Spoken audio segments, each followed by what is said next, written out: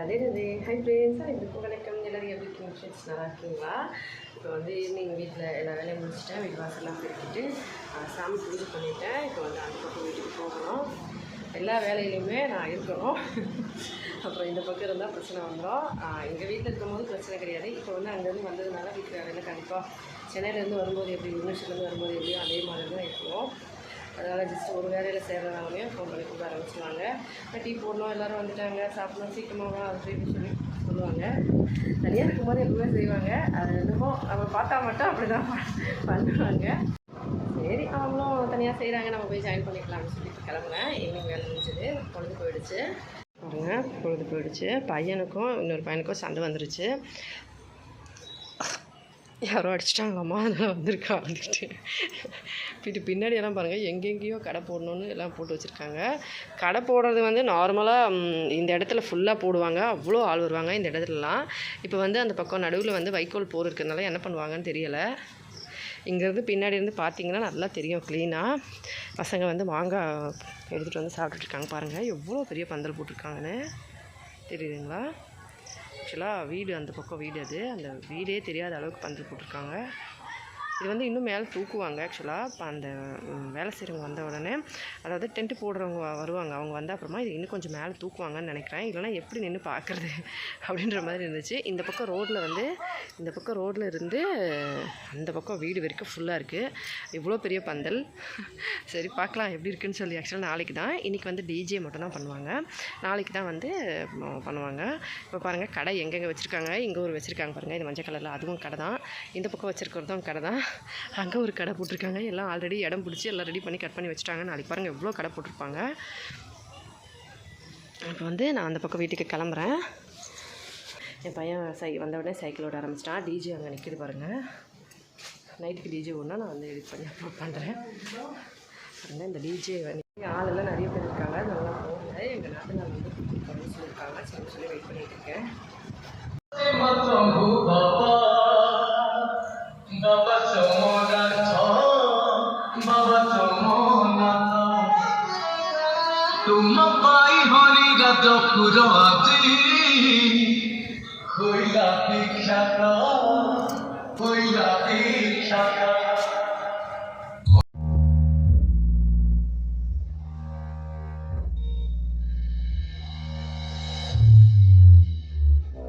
Sound check complete.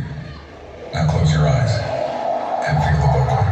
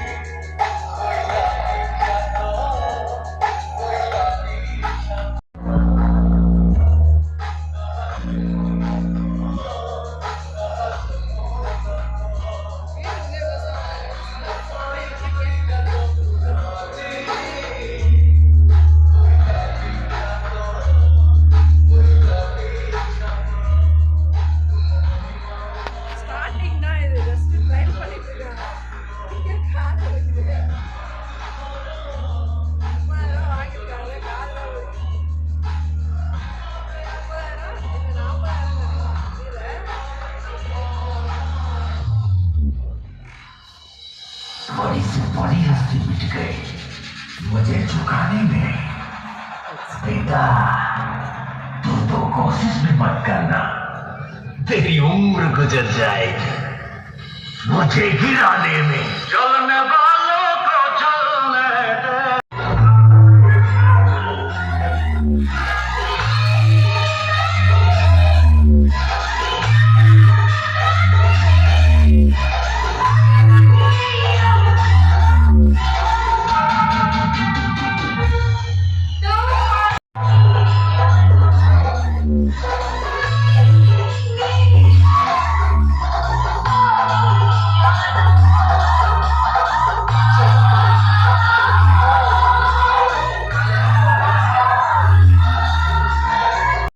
மாமியார் வந்துட்டாங்க இப்போ என்னை கூட்டிகிட்டு போகிறதுக்கு. இப்போ வந்து பசங்க வந்து 2 பேரும் விளையாடிட்டு இருக்காங்க. பெரியவன் வந்து சைக்கிள் வெளியே வச்சுட்டு கிளம்புறான். சைக்கிள் எடுத்து உள்ளே வைடான்னு சொன்னேன். அவன் வந்து விளையாடு சின்சியரு, நல்லா டிஜே ஆரம்பிச்சாச்சு கிளம்பணும்னு சொல்லி ஓடிட்டான். நானே வந்து சைக்கிள் எடுத்து உள்ளே வச்சுட்டு அதுக்கப்புறமா வந்து எங்கள் மாமியார் கூட சேர்ந்து அந்த பக்கம் வீட்டுக்கு கிளம்பிட்டோம். மாமனார் வந்து கோவிலில் சாமி வேலை பார்த்துக்கிட்டு இருக்காங்க. தேர் வந்து ரெடி பண்ணிகிட்டு இருக்காங்க. இப்போ கிளம்பிட்டோம். அந்த பக்கம் கிளம்பும்போது எங்கள் மாமியாருக்கு வந்து செப்பல் பிஞ்சு போச்சு அப்படின்னு சொல்லிட்டு இருந்தாங்க. சரின்னு சொல்லிட்டு பார்த்துக்கலாம், நாளைக்கு வாங்கிக்கலாம் அப்படின்னு சொல்லிட்டு நாங்கள் வந்து கிளம்புனோம். எவ்வளோ சவுண்டு பாருங்கள். இந்த சவுண்டு வந்து பக்கத்தில் வரும்போது காதே வந்து அப்படியே ஜவ்வு கிளிகிற மாதிரி இருந்துச்சு. அவ்வளோ சத்தம். நான் இப்போ அந்த சத்தத்தை ஆன் பண்ணி வைக்கிறேன், நீங்களே கேளுங்க. நான் அந்த பக்கம் வீட்டுக்கு வந்து சேர வரைக்கும் இதை ஆன் பண்ணி வைக்கிறேன்.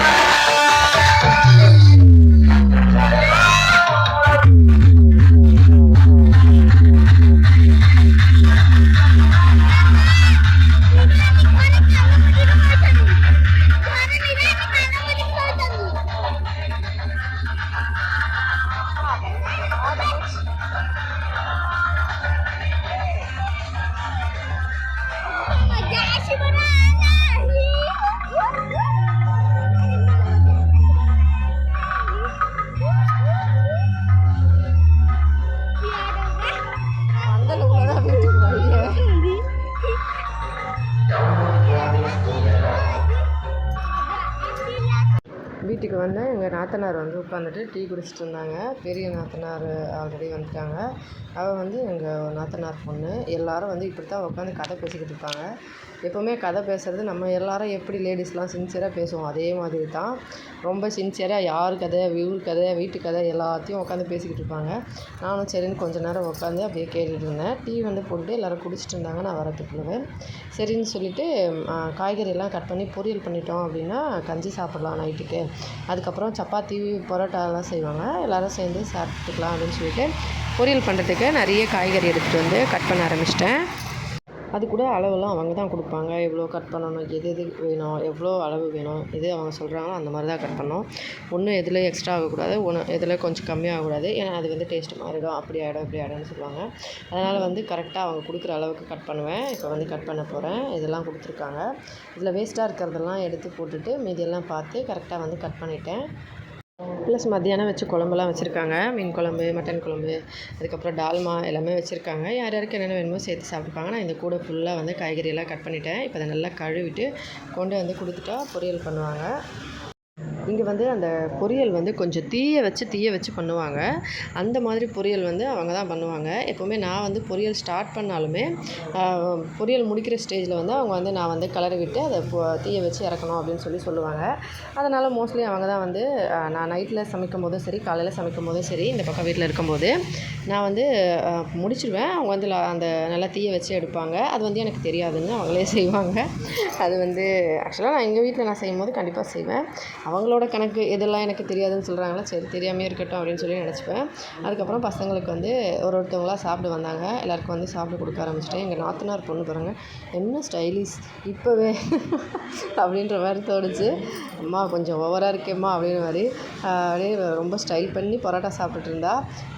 என் பையன் வந்து கஞ்சி குடிக்க சொன்னேன். நான் பொரியல் வச்சு கஞ்சி குடி, பரோட்டாலாம் வேணான்னு சொல்லிட்டேன். அதுக்கப்புறமா பசங்க வந்து நல்லா வெளியே விளையாடிக்கிட்டே இருப்பாங்க. அதனால் வந்து வயிறு சூடாகிடும் அப்படின்னு சொல்லிட்டு நான் வந்து கஞ்சி குடிக்கணும் அப்படின்னு சொல்லியிருந்தேன். கஞ்சி குடிச்சிட்டான். அதுக்கப்புறமா வந்து எங்கள் மாமனாரோட தங்கச்சி இவங்க. ஆக்சுவலாக ஒரு வீடியோவில் கூட பார்த்துருப்பீங்க, அடுப்பு போட்டிருப்பாங்க. அன்றைக்கி ஒரு நாள் இவங்க வீட்டுக்கார கூட நான் பூஜை பண்ணும்போது பார்த்து சொல்லியிருந்தேன் இல்லையா, தேர் பூஜையில் அவங்க பையனோட பொண்ணு. அவள் வந்து ஹஸ்பண்ட் காலில் விழுந்து ஆசீர்வாதம் வாங்கிட்டு இருந்தா. ஹஸ்பண்ட் வந்து பிரசாதம் கொண்டு வந்துட்டு இருந்தார். அப்படியே வந்து கட்டி பிடிச்சிட்டு அக்கா அக்கான்னு சொல்லி, இங்கே வந்து அத்தையா அக்கான்னு தான் சொல்லுவாங்க. பிசி நன்னி அப்படின்னு சொல்லுவாங்க. அதுக்கப்புறமா பிரசாதம் வந்து கொண்டு வந்தார். எல்லாருக்கும் கொஞ்சம் கொஞ்சம் கொடுத்துட்டு நானும் சாப்பிட்டேன். எங்கள் ஓரக்குத்தி என்னென்னே தெரியல, மூஞ்சி இவ்வளோ பெருசாக பண்ணி வச்சுக்கிட்டு இருக்காங்க. என்ன பிரச்சனைன்னு ஒன்றுமே புரியலை. அவங்க வீட்டுக்காரர் எங்கன்னு தேடிக்கிட்டே இருக்காங்க. வீட்டுக்காரர் பின்னாடி போய் என்னமோ புசுன்னு பேசிக்கிட்டு இருக்காங்க. என்னமோ சரி பண்ணிட்டு போகிறாங்க அப்படின்னு சொல்லிட்டு நம்ம கண்டுக்கக்கூடாது, நம்ம வேலையை நம்ம பார்ப்போம் அப்படின்னு சொல்லிட்டு பிரசாதம் சாப்பிட்டுட்டு அப்புறமா ஹஸ்பண்ட் வந்து எங்கள் மாமனாருக்கு நல்ல கோல்டு பிடிச்சிருக்கு, இரும்பிகிட்டே இருக்காங்க அப்படின்னு சொல்லிட்டு கொஞ்சம் மெடிசின்ஸ்லாம் வாங்கிட்டு வந்திருந்தாரு. அதை வந்து கொடுத்துருந்தாரு. அந்த பக்கம் டிஜே வந்து வர ஆரம்பிச்சிட்டாங்க. பாருங்கள், இதுக்கு மேலே டிஜே சவுண்டு வைக்கிறேன், எப்படி இருக்குன்னு கேளுங்க. இந்த சாமி பாட்டோடு சேர்த்து பண்ணுவாங்க. ஒரு தேருக்கும் அவங்கவங்க வந்து மோளம் அடித்து கொண்டு வருவாங்க. ஒருத்தர் வந்து டிஜே வச்சு கொண்டு வருவாங்க. ஒருத்தர் வந்து மணி மட்டும் அடித்து கொண்டு வருவாங்க. அந்த மாதிரி மொத்தமாக ஊரில், அதாவது ஒரு ஊருக்கு இப்போ எங்களோட ஊரில் எத்தனை விதமாக தெரு அந்த மாதிரி சொல்லுவோம் இல்லையா, அந்த எந்தெந்த கோவில் இருக்கோ எல்லா கோவில் இருக்க சாமியும் கொண்டு வந்து இங்கே வச்சு பூஜை பண்ணுவாங்க. எங்களோட ஊருக்கு எத்தனை கோவில் இருக்காங்களோ அங்கேருந்து எல்லா தேரும் கொண்டு வந்து பூஜை பண்ணுவாங்க. அந்த மாதிரி இப்போ கொண்டு வர தேருக்கெல்லாம் அந்த மாதிரி சின்னதாக வந்து மணி அடிச்சுட்டே கொண்டு வருவாங்க. ஒரு சில டிஜே வச்சு கொண்டு வருவாங்க. ஆக்சுவலாக நைட்டில் வந்து ஒரு டிஜே வந்து தான் 12:30 மணிக்கு ஹஸ்பண்ட் சொன்னார். அவங்கவங்க எப்படி வேணுமோ அந்த மாதிரி செஞ்சு கொண்டு வருவாங்க. இங்கே எல்லோரும் வந்து தேர் கொண்டு வந்து வைப்பாங்க. நான் நாளைக்கு வீடியோவில் காட்டுறேன் எத்தனை தேர்னு சொல்லி. சின்னதாக தேர் வந்து நிறைய வச்சுருப்பாங்க. அதுக்கப்புறம் எல்லோரும் பிரசாதம் சாப்பிட்டுட்டு இருந்தோம். தேர் வர ஆரம்பித்த உடனே டிஜே ஆரம்பித்தாச்சு. அப்படியே வந்து பாட்டு சத்தெல்லாம் போட்டு ஏற்கனவே காதெல்லாம் கிழிகிற மாதிரி இருக்குதுன்னு சொல்லிட்டு வழியில் வரும்போது, அந்த பக்கம் வரும்போது க்ராஸ் பண்ணும்போது அப்படி காது வந்து கிழிகிற மாதிரி இருந்தது. அவ்வளோ வந்து சவுண்டு ஜாஸ்தியாக இருந்துச்சு. எதுக்குப்பா இதெல்லாம் அப்படின்ற மாதிரி இருந்தது. நீங்கள் எப்போவுமே வந்து திருவிழாவில் இது வரைக்கும் நான் பார்த்ததே இல்லை இந்த டிஜே வச்சு. ஏன்னா போன வருஷம் நாங்கள் சென்னையில் இருந்தோம். அதுக்கு முன்னாடி வருஷமாக சென்னையில் தான் இருந்தோம். லீவ் டைமில், பசங்க ஸ்கூல் டைமில், அப்போ லீவுன்றனால சென்னைக்கு வந்துருந்தோம். ஆனால் இப்போ வந்து இந்த வருஷம் தான் இந்த டிஜே வச்சு நான் பார்க்குறேன். அதுக்கப்புறமா மாமனார் வந்து சாப்பிட்டுட்டாங்க. அவங்களுக்கு சுடுதண்ணி வச்சு கொடுத்தா அவங்க வந்து அது ஒரு பல்லு ஒன்று தேய்ப்பாங்க ஒரு பொருளில், அதை தேய்ச்சிட்டு அதுக்கப்புறமா அவங்க படுக்க கிளம்பிடுவாங்க எங்கள் ரூம் வீட்டுக்கு. நான் வந்து இங்கே சாப்பிட்டு முடித்து எல்லாருக்கும் எல்லா சாப்பாடெல்லாம் கொடுத்துட்டு கிளம்புனோம். இப்போ ஆரம்பிச்சிட்டாங்க, அவ்வளோதான், பட்டாசு அடிக்க ஆரம்பிச்சிட்டாங்க. சவுண்டு கேளுங்க.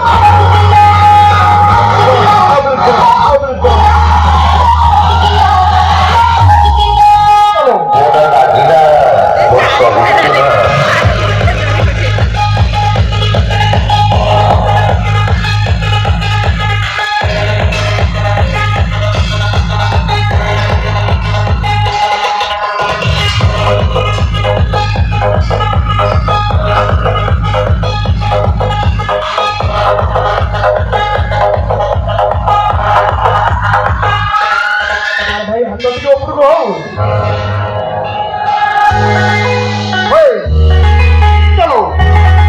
Ready go on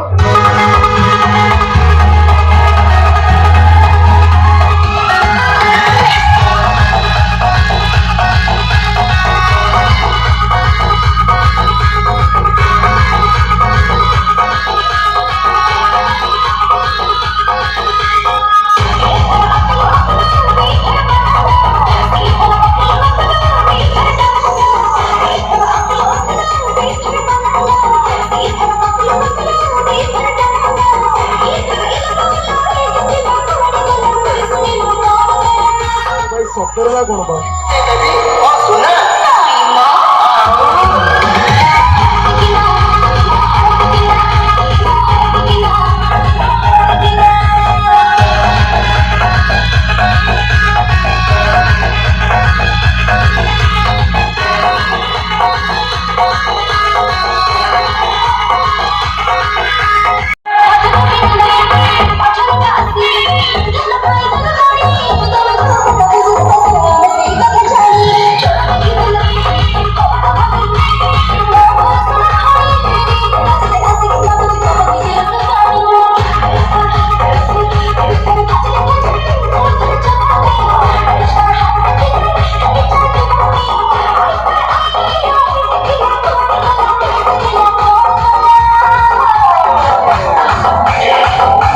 Tinggal boy, sarga dupar. Chalo, chalo.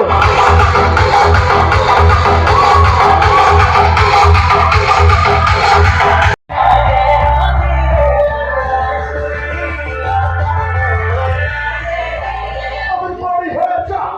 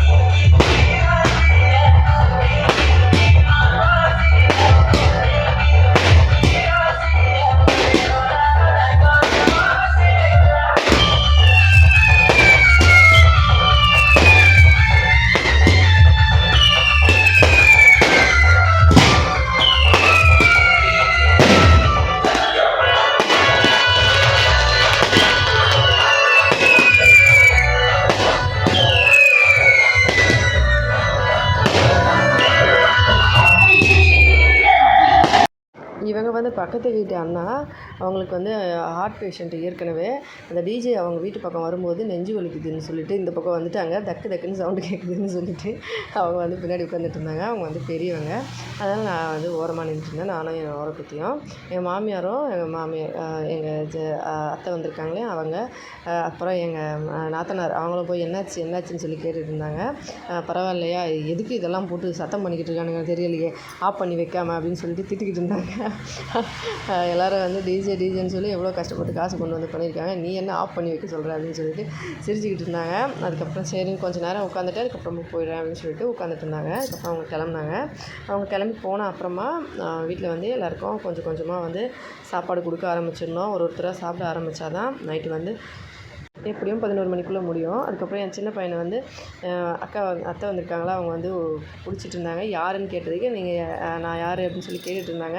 அவன் வந்து நீங்கள் தாத்தாவோட தங்கச்சி அப்படின்னு சொல்லிட்டு இருந்தான். பரவாயில்லையே கரெக்டாக சொல்கிறான் அப்படின்னு சொன்னாங்க. அதுக்கப்புறமா வந்து எல்லோரும் சாப்பிட ஆரம்பிச்சிட்டோம். நான் வந்து கஞ்சி சாதம் பொரியல், அந்த அக்காவும் கஞ்சி சாதம் பொரியல் தான் சாப்பிட்டாங்க. நாத்தனார் மட்டும் பரோட்டா பொரியல் சாப்பிட்டுட்டு இருந்தாங்க. என் ஓரக்குத்தி வந்து இப்போதைக்கு சாப்பிட மாட்டாங்க. அவங்க வீட்டுக்கார் வந்து இன்னும் வரல. அவங்க வந்த அப்புறமா அவங்க அப்புறமா சாப்பிடுவாங்க. மாடு வேலையெல்லாம் முடித்து 11:30 12 மணி கிட்டத்தட்ட ஆகிடும் அவங்க வேலையெல்லாம் முடிச்சு அவங்க தூங்கும்போது. நான் காலையில் 4 மணிக்கு கிளம்பணும் அப்படின்னு சொல்லிட்டு சீக்கிரமாக சாப்பிட்டுட்டு வந்துட்டேன்.